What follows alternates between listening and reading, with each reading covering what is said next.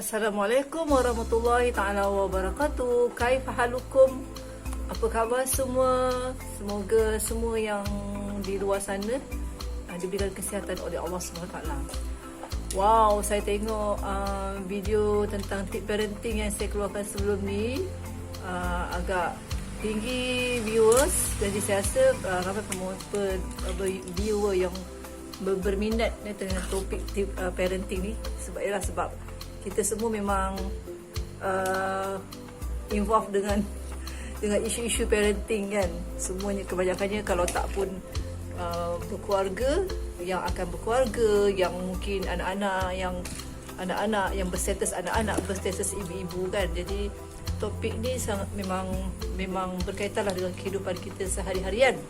Tapi apapun, sebelum saya nak terus sampaikan ni, saya cuma nak beritahu yang bukanlah bermakna yang saya ni adalah seorang yang sempurna ataupun macam isu yang lepas tentang menjadi anak yang soleh. Dia rentetan sebenarnya kisah tentang saya sendiri. Ayah dah tak ada, meninggal lebih kurang 2 tahun lepas. Masa ni Nakib ni baby lagi, sebulan masa tu saya dalam pantang. Jadi ayah saya tak pernah berjumpa, cuma dapat cium lah last sekali kan. Dan ibu baru saja meninggal tahun ni, bulan Januari hari tu. Jadi dengan sebab itulah, sebab bila ibu dengan ayah kita dah tak ada kan, kita memang rasa rindu sangat. Saya pun selama ni memang rasa rugi sebab mungkin tak banyak masa dengan ibu lah, terutamanya ibu. Selepas ayah meninggal 2 tahun lepas, so ibu bulan Januari tahun ni masa sangat kurang dengan ibu kan. Sebab ibu duduk dekat KL, macam kami di sini adik. Jadi rasa sangat rindu dengan ibu. Dan bila kita sentiasa, bila kita kehilangan atau kita berlaku sesuatu tu, kita akan rujuk balik dalam apa ni, macam mana nak buat, macam mana nak ni kan. Jadi saya dapat kat sini yang memang kita kena apa ni, kalau kita sayangkan mak ayah kita, memang kita kena berusaha jadi yang terbaik lah, supaya kita sentiasa doakan ibu dan ayah dan menjadi anak yang baik. Apa saja yang kita buat, kebaikan yang kita buat tu akan memberikan satu kebaikan juga untuk ibu dan ayah kita. Belum lagi baik, kita pun tak tahu sama ada kita ni dah cukup baik tidak. Tapi yang pasti setiap hari kita sentiasa membuat dosa kan, dosa-dosa kecil, wallahualam kan, Allah saja yang tahu. Sebab tu setiap hari kita kena beristighfar. Jadi untuk video lepas, saya mohon para viewer yang tengok tu janganlah kecil hati ya. Oh, nak kena anak yang soleh baru sampai doa kan. Sebenarnya kita kena usahalah, sebab memang Allah dah kata amal ma'ruf, Nabi dah pesan ya, amal ma'ruf nahi mungkar. Kita tak dapat elak buat salah, tapi kita kena berusaha membuat yang baik, menjadi seorang yang terbaik. Macam jadi ibu, jadi anak dulu saya pun anak, sekarang jadi ibu. Sampai sekarang pun kita masih lagi berstatus anak. Jadi sentiasa jadi yang terbaik, supaya kita bila kita berdoa untuk ibu kita, ibu ayah kita yang dah tak ada. Jadi mudah-mudahan Allah sampaikan doa tu untuk ibu dan ayah kita. Selagi kita hidup, selagi ayah kita ada, kita doa untuk ibu dan ayah. Apa yang macam saya buat, setiap kali saya teringat mesti doakan untuk ibu dan ayah. Macam nak tidur tu kita mesti baca doa. Dan doa yang biasa kita baca tu macam semua anak-anak pun, kalau tadika pun belajar kan, Allahumma ighfirli zunubi wali walidayya warhamhuma kama rabbayani saghira Okey, doa ni biasakan baca dengan anak-anak doa untuk diri sendiri dan doa untuk ibu dan ayah. So itulah kaitan tentang video lepas yang tak sempat habis. Cuma saya nak sebut, walaupun saya sebut cerita tentang parenting, saya bukanlah seorang yang belum lagi sempurna selesai menguruskan keluarga, menguruskan anak-anak ni. Dia proses dalam hidup kita berkeluarga. Cuma saya sendiri dah 23 tahun melalui kehidupan. Anak-anak pun dah besar, anak 8 orang. Dari umur yang 21 sehinggalah yang Nakib ni umur 2 tahun lebih. Jadi dia macam tangga. umur 21, umur 19, 15 sampailah umur 2 tahun lebih ni. So every peringkat tu daripada sekarang ni dah agak dewasa, remaja, kanak-kanak umur berbelas, kanak-kanak sekolah rendah sampailah ke baby, semua peringkat ada. Dan setiap peringkat tu dia ada ujian-ujian dia, ada mihnah-mihnah dia. Dan itulah yang sentiasa yang ibu dan ayah kena hadapi dalam menguruskan keluarga, menguruskan anak-anak. So yang saya nak cerita dalam parenting ni adalah step ni dari kecil lah, daripada ni. Kalau yang lepas tu saya cerita tentang start pada kita kan, adik jangan gunting. Start daripada kita sebagai ibu dan ayah, haruslah menjadi seorang yang baik. Dan bukanlah saya ni baik, tapi memang itulah usaha kita. Sebab kita hidup dekat dunia ni bukannya lama. Kalau penonton semua tengok idol sekarang Habib kan, dia berhenti jadi seorang ahli gusti kan, UFC kan. Antara reason dia sebab dia nak buat yang apa yang dia suka, apa yang baik. Macam ayah dia pesan menjadi seorang yang baik.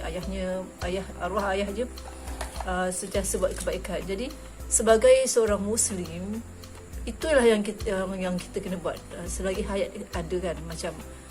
Macam saya sendiri, usia pun dah nak masuk 50 years old, apa lagi yang kita kena buat.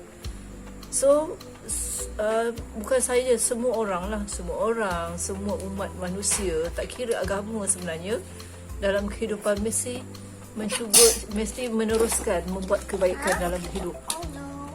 Bila kita buat benda yang baik, sudah pasti kan, insya-Allah balasan yang baik. Kalau ada yang kita menerima kesusahan, kesukaran, itu adalah ujian daripada Allah SWT. Memang ada dalam Al-Quran kan tentang ujian ya. Seorang manusia tu memang akan diuji dengan menah-menah dengan ujian-ujian, dan ujian-ujian ini insya-Allah akan berikan kepada seseorang sesuai dengan kemampuannya. Jadi jangan risau sebenarnya bila kita diberikan ujian. Diberikan ujian, hadapi ujian tu dengan sebaik mungkin. Dan sudah tentu ada jalan yang Allah akan tunjukkan. So tentang anak yang soleh, tentang diri kita, kena jadi seorang yang terbaik. Lepas tu apa lagi? Jap ni, Nakib ni nak apa? Apa Nakib?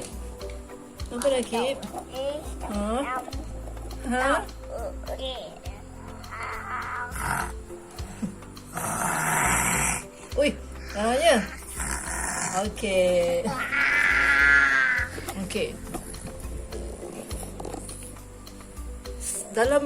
Dalam berkeluarga sudah tentu kita doakan bila Allah kurniakan rezeki, iaitu berupa seorang anak. Anak ni menurut hadis dia ibarat kain putih yang bersih. Yang akan mencorakkan anak-anak tu adalah kita sendiri sebagai ibu ayah. Okey, kalau kita berikan dia wangian, wangilah dia. Tapi kalau kita berikan dia belacan, membawa belacan lah dia kan. Jadi terpulang pada ibu ayah macam mana cara nak mendidik anak-anak. Jadi macam apa yang saya lakukan, first sekali kita terapkan nilai Islam kepada anak-anak kita. Macam sebelum ni saya sebut, dia start daripada kita sendiri. Kita jaga solat. So apa-apa saja yang nilai ibadah yang kita terapkan dalam kehidupan kita bersama dengan suami, itu yang anak akan follow. Contohnya bangun subuh, kita akan solat jemaah. Masa anak kecil, dia akan perhati. Pada saya, anak-anak kecil di bawah, macam Nabi dah sarankan, dia ada peringkat-peringkat usia tu, cara didik anaknya macam mana. So masa anak kecil dari lingkungan umur 7 tahun ke bawah, anak-anak ni dia tak faham apa-apa. Dia terpulang pada ibu dan ayah. Dan anak-anak umur 7 tahun ke bawah memang tidak digalakkan di rotan, dipukul memang tak kena. Dan sudah tentulah anak-anak ni dia ada kerenah masing-masing, dia tak matang, dia tak boleh berfikir ya. Kadang-kadang saya sedih dengan tindakan sebahagian ibu ayah yang muda yang baru berkahwin kan, ada kes-kes yang kita dengar, kes pukul anak, dera anak, kurung anak, ada yang ikat anak. Ya Allah, anak ni adalah satu anugerah daripada Allah SWT. Cara nak mendidik anak-anak yang kecil yang membuat salah bukan dengan cara memukul, merotat. Nabi dah tunjukkan caranya ialah dengan memberi kasih sayang. Biasanya anak-anak kecil ni bila dia buat perangai itu sebab apa? Dia nakkan perhatian. Jadi memang perempuan, masa orang muda biasanya lah dia berdarah panas kan, dia cepat nak marah. Tapi tak semua kan. Sekarang ni anak-anak yang muda yang agak educated, dia dah tahu cara. First sekali, bila kita terapkan diri kita dengan agama, kita selalu ngaji, ya, selalu mengaji, insya-Allah Allah akan wujudkan rasa sabar dalam hati. Fahami anak-anak kecil ni. Anak-anak kecil ni memang dia akan buat kerana biasanya sebab dia ada masalah. Contohnya kalau dia buang air, dia tak selesa kan, atau dia gatal, dia akan menangis. Kita suruh diam macam mana pun dia tak diam sebab dia tengah ada masalah. Jadi apa yang sebagai ibu ayah kena buat, tengok masalahnya apa. Dia tak boleh cakap sebab dia baby lagi kan. Jadi tengok kalau dia kalau baby ni, kalau dia meringit semua, mandikan dia orang. Banyak kerja dia. Kalau apa yang saya buat, saya mandikan. Buka bersihkan, mandikan dengan air suam lah bagi dia selesa. Kadang-kadang dia rasa gatal-gatal, tapi anak-anak kecil dia tak boleh cakap. Dia akan meringit-ringit. Kadang-kadang kita sebagai ibu ayah tak tahan kan. Kita penat kan. Kadang-kadang kita marah. Bila marah, of course baby tu yang tak tahu apa-apa, dia akan kita menangis. Bila dia menangis, lagi kita marah. Lagi memang dia tak akan selesai. Jadi sambung balik tadi layan nakik kejap. Kalau sekiranya ada anak perempuan semua, viewer semua, dia tantrum, dia meragam kan, cek apa masalah dia. Biasanya dia meringit, tak selesai, sama ada dia haus ke dia lapar tu bagi makan, selesai. Dia baring-baring kita pujuk pun tak boleh. Kadang-kadang dia ada masalah gatal-gatal ataupun sakit perut semua kan. Apa yang saya buat, saya mandikan dengan air suam. Air suam, kalau boleh taruh lemon kan. Jangan air panas pula, air suam-suam rasa. Mandikan. Masa mandikan tu, buat happy-happy, suasana happy-happy. Macam Nakib, dia suka bawa mainan. Jadi saya layanlah bawa mainan dekat bilik air. Dia akan letak dekat dalam besin, main kan. Layan je lah kan, bagi dia seronok. Misalnya kalau anak kita layan dengan seronok, dia happy, kita pun happy tengok dia punya kehappyan dia tu. Lepas tu dah mandikan semua, masa pakaikan pampers tu, kita buat suasana yang usik-usik dia, bagi gelitik dia, bagi dia gelak. Tengok ni kerja Nakib. Okey. Ya. Tada, hebat. Macam tu je bagi dia. Yeay. So macam tu je. Bila dia mandi semua kan. So baby ni usia-usia macam ni, dia punya dunia memang dunia happy, dunia gembira. Kita jangan jangan ambil dia punya rasa nikmat gembira dia tu sebagai ibu dan ayah. Umur 7 tahun ke bawah, kita bagi dia gembira. Bila dia meragam semua tu, kena sebagai ibu ayah kita kena check. Kalau baby besar ni, dia tak boleh nak cakap sangat. Masalahnya biasanya normal. Sama ada dia tak selesa badan, dia sakit perut ke apa ke, ataupun dia rimas, mandikan dia, bagi makan minum, peluk dia, insya-Allah dia akan okey. Dan kalau dalam Islam kita ada doa-doa yang kita boleh amalkan dan bacakan pada anak. Contohnya surah Toha. Okey. Dan umur macam Talika tu, dia dah boleh bercakap kan, memudahkan. Ya. Tada. Yeay. Okey. So anak-anak ni, dia punya dunia kecil dia memang kena dunia yang gembira macam ni, 7 tahun ke bawah kan. Dan banyakkan spend masa untuk anak. Macam Talika, banyakkan buat kerja latihan dengan dia. Saya ada anak-anak ni dia berbeza-beza lah. Macam ada yang senang pick up, kita ajar dia senang dapat. Ada yang slow sikit pick up. Ya. Okey. Untuk ibu ayah yang mempunyai anak yang bijak, yang pick up cepat semua, alhamdulillah. Tapi ibu ayah sekalian, sekiranya mempunyai anak-anak yang agak slow pick up, yang tak fokus, macam anak saya ni, si Uzan, dia tak fokus, jangan gundah, jangan susah. Sebab Allah dah bagi setiap anak tu dia ada level-level dia. Tak apa. Kalau dia tak fokus, macam anak saya Uzan, dah 5 tahun ni dia belum boleh membaca lagi. Belajar pun main dia memang ada kerenah dia. Kadang-kadang tu dia cepat penat lah, sikit penat kan. Itu normal. Usaha je, cuba ajar dia. Cuba banyak masa dengan dia kan. Dia boleh, alhamdulillah. Ya. Kalau dia tak boleh, sabar. Ibu dengan ayah mesti sabar dengan anak-anak.